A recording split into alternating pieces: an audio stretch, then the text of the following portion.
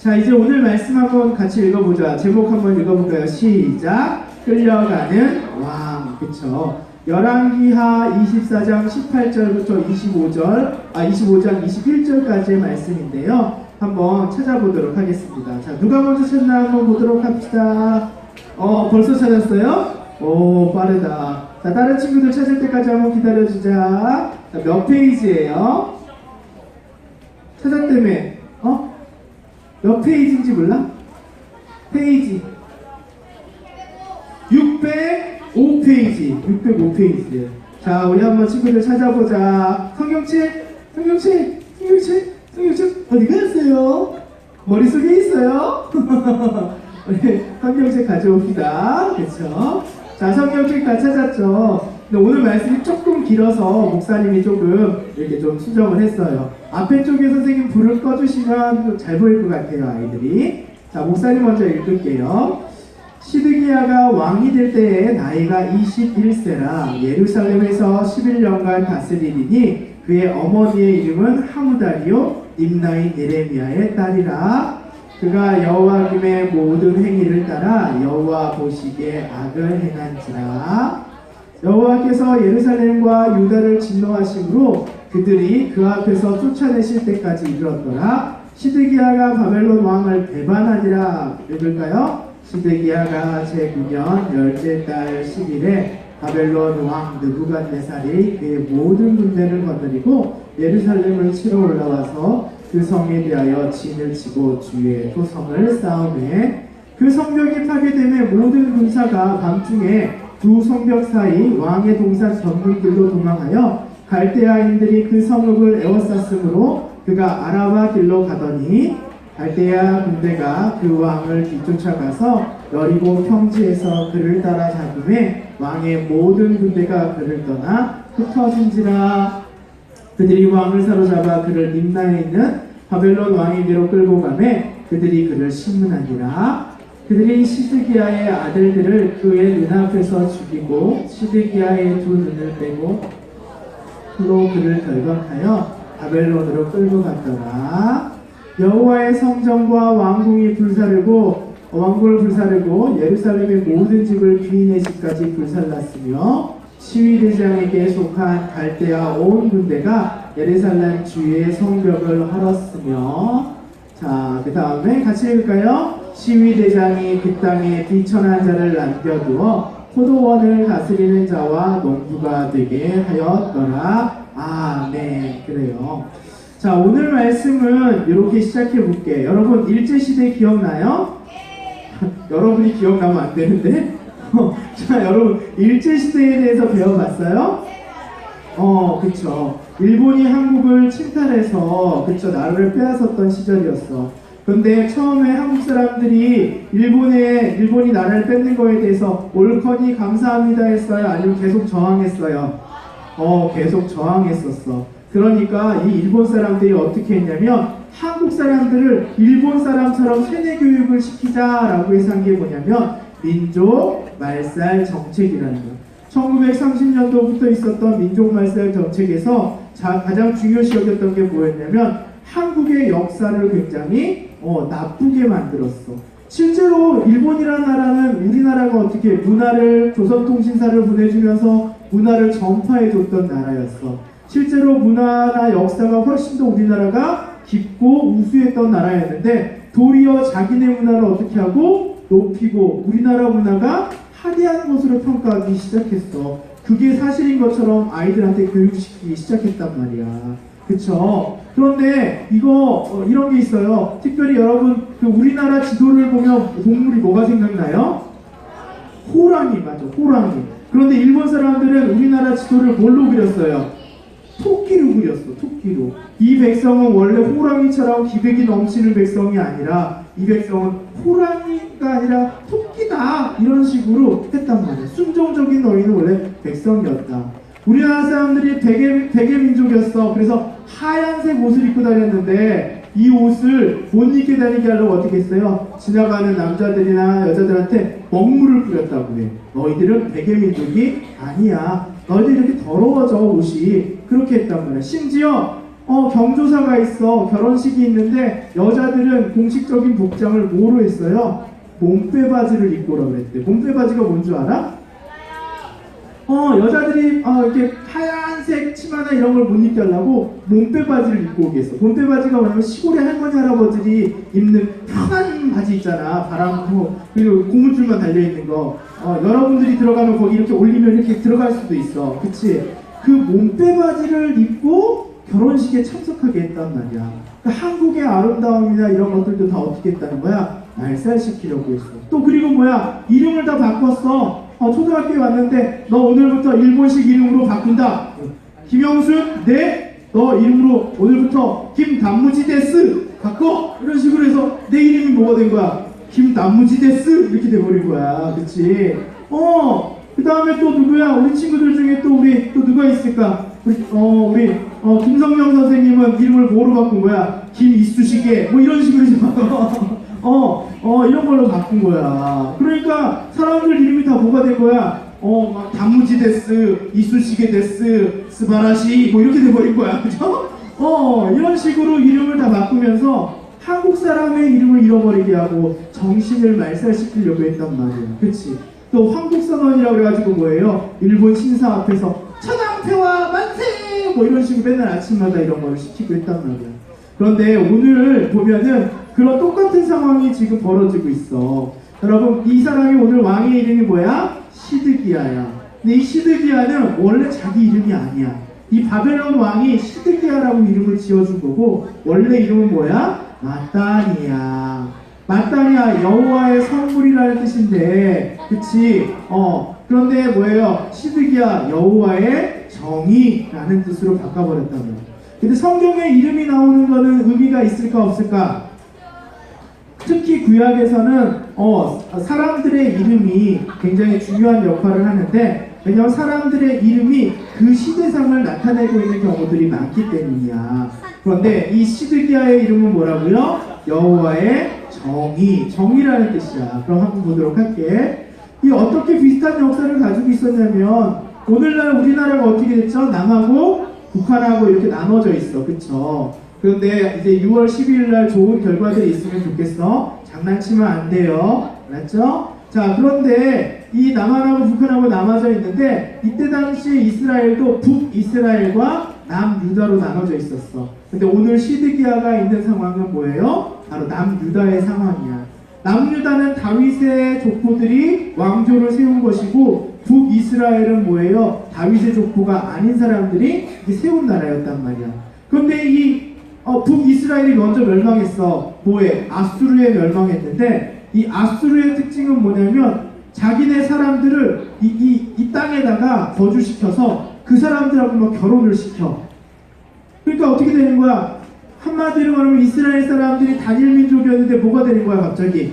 아수르 사람들하고 섞이는 민족이 되어버린 거야. 근데 목사님이 이 이야기를 해주는 이유가 뭐냐면 바로 신약시대의 문화적인 조건하고 이게 연관되어 있기 때문이야. 이렇게 혼혈이 되어버리니까 유대인들은 이 사람들을 좋아할까 싫어할까? 싫어하고 어떻게 했을까? 무시했어. 그들은 뭐야? 하나님의 이방인들이라고 했어. 자신의 정체성을 지키지 못하는 사람이라고 생각했어. 그것이 바로 뭐냐면 사마리아 여인이야. 사마리아 지역에 사는 사람들이 바로 뭐예요? 바로 이 북이스라엘 사람들이었고 이렇게 뭐예요? 아수르와 혼혈된 사람들이 바로 사마리아 사람이었던 거야. 그래서 이스라엘 사람들은 그들과 뭐하지 않았어? 상종하지 않으려 했고 이스라엘 사람들은 뭐예요? 사마리아 사람들은 우리가 예루살렘에 가서 뭐 할 수 없다 그런 거야? 예배할 수 없다라고 얘기를 했단 말이야. 그런데 남유다는 어떻게 했어요? 이렇게 막 아수르를 섞어버렸지? 바벨론 이주 정책을 했어. 이주는 뭐냐면 똑똑하고 왕인 사람, 그 다음에 싸움 잘할 만한 사람, 무기 잘 만드는 사람, 기술이 뛰어난 사람, 이 사람들을 다 어떻게 했어요? 바벨론으로 데려가 버렸어. 그리고 예루살렘에 남은 사람들은 뭐가 되는 거야? 가난하고 힘없고 연약하고 아까 말했던 것처럼 포도나무를 경영하고 농사를 지을 만한 사람들만 남겨놨단 말이야. 그래서 바벨론을 다 끌고 가버려서 더 이상 이 나라가 뭘로 존재할 수 없게 나라로서 뭔가 힘을 모으고 리더가 나오지 못하게 했던 것이 바로 이 바벨론의 정책이었단 말이에요. 그런데 그렇기 때문에 사마리아와 이 정통 유대인 간의 긴장감이 흐르는 거야. 이 사람들은 자기들이 이주해가지고도 다니엘과 세 친구처럼 그 나라에서 정치적으로도 성공할 수 있었고 자기들만의 이렇게 코리아타운처럼 그쵸? 한인타운처럼 만들어가지고 살 수 있겠단 말이에요. 그러면서 스스로 바벨론 문화 속에 살았으면서도 자기는 정통 유대인이라고 스스로 생각했던 사람이에요. 실제로 따지게 보면 진짜 정통 유대인들은 누굴까? 아닌데 좀 전에 무슨 얘기했잖아. 예루살렘 땅에 있었던 누구야? 연약하고 가난하고 힘없던 그들이 모였어요. 어떻게 보면 예루살렘에 끝까지 남았던 정통 유대인들이었던 거야. 그쵸? 자, 그렇다면 보도록 하자. 이 당시에 그런데 가장 비극적인 왕이 오늘 시드기야 왕이 나와. 시드기야 왕은 왜 비극적이냐면 그가 이 남유다의 마지막 왕이었기 때문이야. 또 그리고 이 시드기야가 활동할 당시에 가장 비극적인 선지자가 누가 있냐면 눈물의 선지자 누구예요? 예레미야가 있었어. 예레미야는 예루살렘에 멸망하는 것들을 다 봤고 그리고 예루살렘을 향한 하나님의 뜻도 다 알았던 사람이야. 그래서 예루살렘에 대한 멸망의 스토리를 어디에다 적은 거야? 예레미야서에서 적고 또 그리고 예루살렘의 멸망의 비참함을 적은 게 뭐예요? 예레미야서 애가 이게 있는 거란 말이에요. 그쵸? 슬픔의 노래라는 뜻이야. 그런데 이 예루살렘의 멸망인데 뒤에 보여요? 안 보여요? 약간 예레미야가 약간 조인성 닮지 않았니? 아닌가? 좀 굉장히 잘생기셨네 예레미야. 미안해. 자, 근데 요 뒤에 보면은 뭐예요? 성이 다 무너진 거야. 예레미야는 이 무너진 성을 보면서 눈물을 참을 수 없었다라고 해요. 사실 예레미야는 누구에게? 시드기야에게 하나님의 마음을 전해줬어. 어떻게 하냐면 하나님께서 예루살렘에게 말씀하시기를 70년 후에 포로가 돌아올 것이니 바벨론에게 저항하지 말고 뭐해라? 항복해라. 그렇다면 예루살렘이라는 나라가 없어지지 않을 것이다. 이렇게 조언했단 말이에요. 그런데 하나님의 바른 말씀을 전하는 예레미야가 있는 반면에 거짓말을 전하는 선지자가 있었어. 그의 이름이 뭐냐면 하나냐였어. 하나냐. 이 사람은 뭐라고 했냐면 시드기야 왕에게 하나님이 당신에게 힘을 주셨습니다. 당신이 바벨론을 이길 것이고 그리고 이 애굽이 당신을 보호할 것입니다 라고 거짓으로 선언을 했어. 예언을 했어. 그러면 이 시드기야 왕은 어떨까? 바벨론에게 포로로 70년 내 포로가 돌아올 것이니 70년 동안 조용히 지내십시오. 하나님의 때를 기다리십시오 라고 들었던 것과 싸우십시오. 지금 싸우시면 당신 이기십니다. 이렇게 하면 이 시드기야 마음에서 어떤 마음이 더 끌려? 싸우고 내가 이기고 싶은 거야. 이기고 싶은 거야. 그래서 어떻게 하는 거야? 시드기야는 하나님의 명령을 듣지 않고 뭐 했어요? 바벨론을 싸우기로 했단 말이야. 근데 왜 바벨론하고 싸우는 게 좀 애매하냐면 이스라엘 사람들은 당시 이런 마음이 있었어. 북쪽에서 내려오는 적은 그 당시 애굽이 밑에 있잖아. 그러니까 북쪽에서 내려오는 적은 흔치 않은 거야. 근데 북쪽에서 적군이 내려온다는 건 어떤 의미였냐면 하나님이 심판하신다라는 생각이 있었어. 어찌 보면 이 바벨론의 공격을 받는 거는 우리 이스라엘이 잘못했기 때문에 하나님의 무엇이 임한 거라는 거야? 심판이 우리에게 임했다라는 것이 그들의 사고 구조와 그들의 문화 속에서 통용되는 사건이었단 말이에요. 그렇다면 이 시드기야는 바벨론에게 지금 침략당하고 바벨론에게 억압당하는 것을 무엇으로 생각해야 되는 거야? 하나님이 우리를 뭐 하시는 거야? 우리의 죄값 때문에 심판하시는 것이다. 우리를 회개하기를 돌이키시기를 원하시는 것이다 라는 것을 알고 있으면서도 의도적으로 거짓 선지자를 따라서 결정하게 되었다라는 것이야. 그런데 하나님은 그렇게 70년의 시간을 여호야김이 하나님께 너무나 죄를 많이 졌어. 그 앞에 왕이 여호야김은 금방 갔다가 바벨론으로 포로로 잡혀갔어. 그리고 이 시드기야도 죄를 엄청나게 많이 졌단 말이야. 그래서 하나님은 70년 동안 자중하여라 라고 한 거야. 하나님의 심판 가운데 너희가 그것을 기다려라 라고 했는데 이 시드기야는 자신의 마음과 뜻을 해서 돌이키는 회개의 시간을 갖지 않고 하나님의 명령을 뭐하지 않았어요? 듣지 않았단 말이야. 자신의 뜻대로 행하며 일을 더욱 뭐하게 만들었어요? 악하게 만들었어. 하나님께 회개하고 돌이켜야 될 사람들이 도리어 뭐하는 거야? 자신의 뜻과 의지로 하나님을 더욱더 뭐하는 것이에요? 교만하게 대적하고 있는 모습을 보여주는 거예요. 그래서 시드기야는 어떻게 하는 거야? 자신이 바라보는 관점으로 어떻게 하는 거야? 바벨론과 싸우려고 하고 자신의 힘으로써 어떻게 하는 거야? 예루살렘을 방어하면서 1년이 넘도록 버텼어. 그런데 하나님이 딱 치셨네. 뭘 치셨냐? 기근과 흉년이 오게 하셨어. 더 이상 예루살렘 성 안에서 버틸 수가 없는 거야. 철옹성 같은 예루살렘 성도 근데 어떻게 된 거야? 철저하게 무너지게 되는 그런 사건이 되게 됐다는 말이죠. 한 사람의 교만한 마음으로 인하여 예루살렘이 어떻게 되었어요? 통째로 폐허가 되어버렸단 말이야. 여러분 이걸 통해서 알 수 있는 게 뭐야? 하나님 말씀을 잘 듣지 않는다는 것, 그것이 뭐예요? 교만한 마음이라는 것. 하나님의 말씀이 내게 듣기에 까다롭고 어려운 말씀일지라도 그것에 순종하면서 날아가는 것이 뭐예요? 하나님이 기뻐하시는 건데, 사람들은 하나님 말씀에 잘 거하지 않으니까 자꾸 이 사람이 얘기하는 거, 저 사람이 얘기하는 거에 집중하고 내가 좋은 거를 선택하려고 한단 말이야. 시드기야 왕처럼 내 능력으로 뭔가 해보려고 한단 말이야. 내 지식으로 뭔가 해보려고 한단 말이야. 하지만 중요한 것은 예레미야처럼 하나님의 말씀을 전하는 그 사람들의 말씀에 대해서 어떻게 해야 되는 거예요? 집중해야 되는 거예요.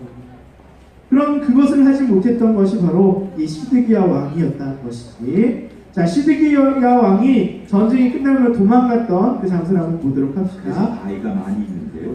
예루살렘은 돌산이야. 그 밑에 솔로몬의 채석광이라는 곳이 있어요. 저기를 통해서 시드기야가 도망갔다고 해요. 운동량만한 거대한 동굴이 있다면 믿어지시겠습니까?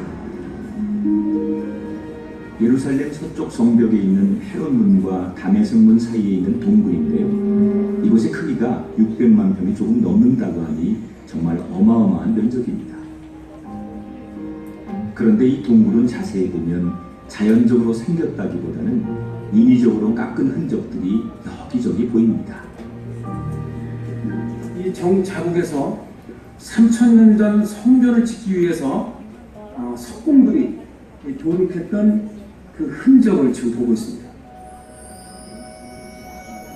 이렇게 돌을 캐내서 이곳의 돌은 석티암으로 되어 있는데요. 솔로몬 왕이 성전을 건축할 때도 이 돌을 채석해서 사용했지만 무너진 통곡의 벽을 보수할 때도 이 돌들이 쓰여졌습니다.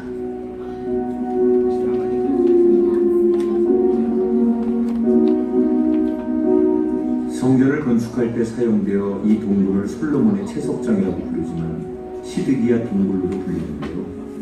바벨론이 쳐들어왔을 때 시드기야 왕이 이 지하 동굴을 통해 성 밖으로 도망을 갔다고 추정하기 때문입니다. 동굴은 넓은 면적만큼이나 깊이도 200m나 될 정도로 깊은데요. 시드기야 왕이 쳐들어오는 바벨론 군대를 피해 얼마나 다급하게 이곳을 빠져나갔을지 상상이 되십니까? 동굴의 끝자락에 다 닿으면 물이 흐르는 소리가 들립니다. 이 시드기야의 눈물이라고 부르습니다. 시드기야의 그 솔로몬의 채석장으로 들어와서 가장 깊은 이 안쪽에 원인 모를 물이 수천 년을 흘러내립니다. 왜 하필 시드기야의 눈물이라고 했을까요? 아마도 시드기야 왕의 비참한 최후 때문이 아닐까 싶습니다. 저 물이 끊이지 않고 내리는데 저것을 시드기야의 눈물이라고 부른대. 왜냐하면 예루살렘이 멸망한 것을 갖고 또 시드기야가 당한 이 인생의 어떤 말년의 모습을 표현하고 있기 때문이라고 해요. 시드기야는 도망가다가 잡혔어. 그리고 자기 아들과 자녀들이 자기 눈앞에 있는 상황 속에서 어때요? 죽임을 당하게 돼. 꼭 여러분 누구처럼 상상이 돼요? 다윗이 죄를 짓고 나서 그 아이가 태어났을 때 뭐예요? 그 첫 아이가 죽었던 것처럼 하나님 앞에 교만히 행했던 그가 받은 벌이 뭐였던 거야? 그 자녀들이 눈앞에서 죽음을 당하는 것을 보게 되었다라는 것이요.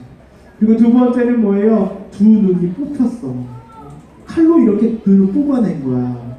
얼마나 잔인해. 왕인데 왕의 눈을 빼낸 거야. 근데 목사님이 왕의 눈을 왜 빼고 왜 결박했을까 생각해 보니까 이 눈이라는 건 마음의 창이라고 하잖아. 이 눈이 지금까지 바라봤던 것이 뭐였어? 자신의 교만한 생각들이었잖아. 하나님을 바라보지 못하고 교만한 생각을 가졌던 그 눈이 어떻게 되는 거야? 뽑힘을 당했고 그리고 뭐예요? 자신의 힘과 능력으로 이것을 이겨내려고 했던 그 두 팔이 어떻게 된 거야? 쇠사슬에 묶여가지고 그는 어떻게 돼요? 바벨론의 포로로 끌려가게 되고 끝내 뭐예요? 평생 감옥에서 살게 되었다고 합니다. 어떻게 보면 유대의 모든 왕이 다 죽어버린 거야. 이제 다윗의 자손은 남아있지 않은 상황이 돼버린 거야. 그런데 하나님이 우리를 향한 사랑을 포기하셨을까? 포기하지 않으셨어. 이렇게 하나님께 교만히 행했던 이 시드기야는 어쨌든 바벨론의 포로로 잡혀가면서 두 눈을 잃고 결박당한 채 하나님께 회개했는지 모르겠어. 그랬더니 하나님께서 누구에게 이 시드기야 왕에게 뭐라고 하냐면 너는 살아서는 너의 왕의 묘소에 붙이지 못하지만 너가 죽어서는 왕의 묘소에 붙일 것이다. 이렇게 왕들의 묘가 있는데 그 왕들의 묘에 붙일 수 있는 축복을 이 시드기야가 갖게 되었다라는 거. 어떻게 보면 여호야긴이 그 시드기야가 그 앞에 여호야긴이라는 왕이 있었는데 포로로 끌려갔다 그랬잖아. 이 느부갓네살 왕이 퇴임하고 나서 그 다음 왕이 되었을 때 이 왕이 뭐했냐면 바로 여호야긴을 풀어주게 돼. 그래서 끊어졌던 다윗의 왕조가 어떻게 되는 거야? 다시 이어지게 됐고 그 다윗의 왕조를 통해서 누가 태어나신 거야? 예수님께서 태어나셨다라는 것이요. 여호와의 공의, 여호와의 정의라고 말하는 이 시드기야의 말이 이 시드기야의 이름이 지금 어디에서 벌어지고 있는 거야? 이 시드기야의 인생 속에서 벌어지고 있는 거야. 하나님의 심판과 하나님의 사랑이 동일하게 지금 보여주고 있다라는 것이야. 우리가 십자가를 말할 때 이렇게 얘기해. 한 손에는 뭐라 그래? 하나님의 사랑. 그리고 한쪽에는 뭐가 되는 거야? 하나님의 공의. 십자가는 죄에 대해서는 심판받은 공의의 사건이고 또 우리를 사랑하시는 예수님이 보여줄 수 있는 뭐예요? 최고의 사랑을 나타내. 그래서 십자가는 죄에 대해서 죽음이요 또 사랑에 대해 구원에 대해서는 사랑의 완성이라고 얘기하는 거야. 하나님은 동일하게 이스라엘 사람들에게 그렇게 하신 거야. 시드기야에게는 뭐예요? 공의의 심판을 하시면서도 이스라엘을 위해서는 어때요? 죽기까지 사랑하는 사랑을 포기하지 않으셨다라는 것입니다. 이것이 바로 하나님께 부임받은 사람의 특징이에요. 네. 우리가 여러분 약할 때 강함 되시네 라는 찬양 알아요? 약할 때 강함 되시네 나의 보배가 되신 주 나의 모든 이 찬양 되게 참 좋은 찬양이죠. 근데 이 찬양을 지은 사람이 바로 뭐냐면 이 데니스 저니건이라는 사람이야. 근데 이 사람이 자기 자전적인 그 영화를 만들었는데 바로 Sing Over Me라는 영화야. 근데 이 사람은 원래 뭐였냐면 어릴 때부터 피아노를 너무 잘 쳤는데 그런 것들 때문에 이 동성애에 빠지게 되었어.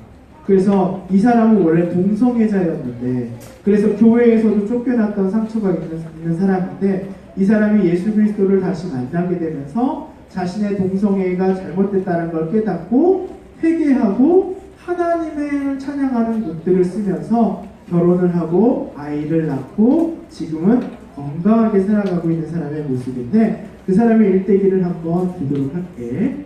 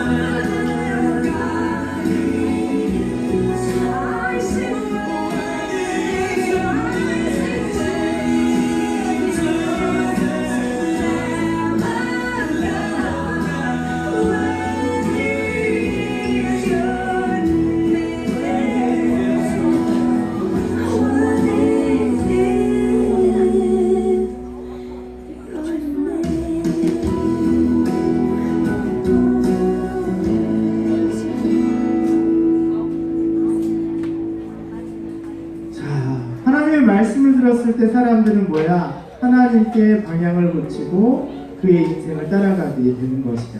근데 시드기야는 어때요? 말씀의 경고를 무시했었어요. 하나님의 말씀을 어떻게 했다는 거야? 자기가 원하는 대로만 듣기를 원했고, 그래서 거짓 선지자의 뜻을 따라서 하나님의 뜻이라고 생각했던 거야. 근데 그게 뭐였어? 사실은 자기 뜻이었던 거야. 그쵸? 목사님을 살아오면서 목사님이 굉장히 머리 회전도 빠르고 뭔가 적응하는 것도 되게 빨라. 그렇기 때문에 새로운 것들을 빨리 적응하는 편이야. 근데 뭔가 적응하게 되면 뭔가 무료함이 찾아올 때가 있어. 아, 이거 참 무료한데 뭔가 좀 다른 일들을 한번 해볼까? 이런 생각을 할 때가 있어. 그러면 내가 원래는 사역을 하고 싶었는데 아니 회사에 가서 일을 해볼까? 이런 생각도 들 때가 있단 말이야.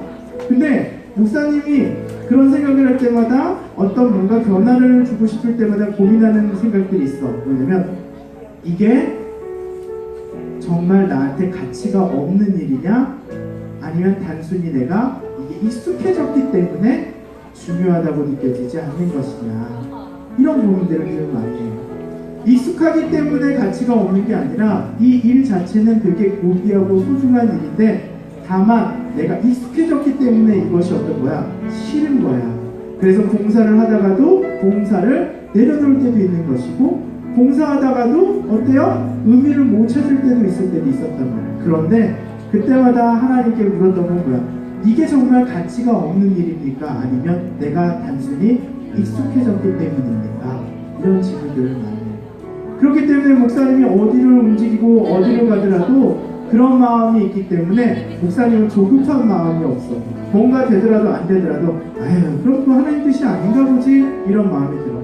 목사님이 예전에 동사고 나오고 나서 이 대성그룹이라는 회사가 있어. 서울에 서울 대성가스도 있고 그 다음에 도시가스도 있는데 거기 비서실에서 특별 채용하는 게 있었어. 7명 중에서 5명 뽑는 건데 그 중에 1, 2, 3, 4학년을 뽑으면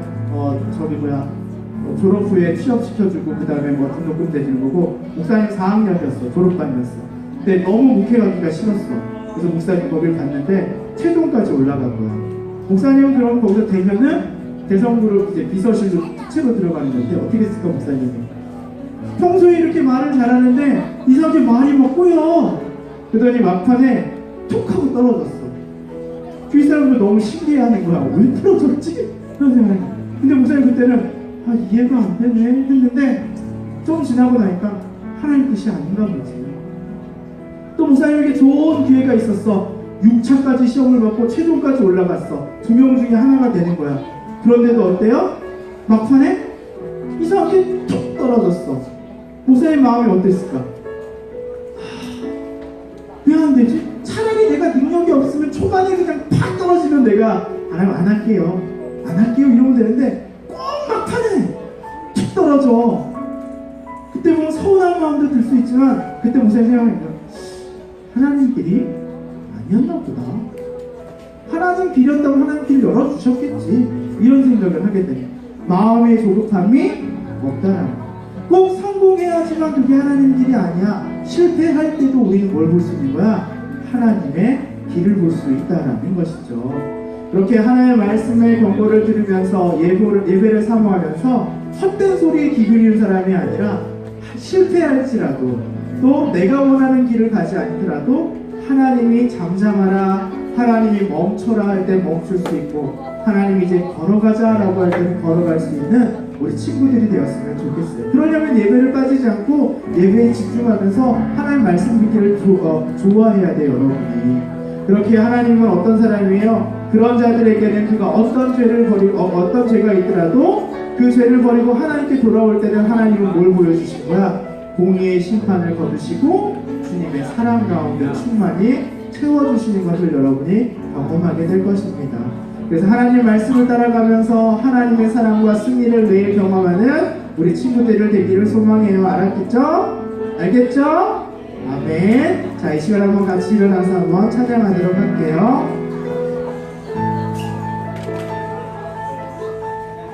시작됐네. 우리 주님의 능력이 나의 삶을 다스리고 새롭게 하네. 자유하네. 죄와 사망으로부터 나의 삶을 변하고 나 충만하네. 은혜로다 주의 은혜 한량없네. 주의 은혜 은혜로다 주의 은혜 변함없는 진실하신 주의 은혜. 은혜로다 한 번 더 찬양할까요? 시작됐네. 시작됐네. 우리 주님의 능력이 나의 삶을 다스리고 새롭게 하네. 자유하네. 죄와 사망으로부터 나의 삶을 변하구나 충만하네. 목소리일까요? 은혜로다 주의 은혜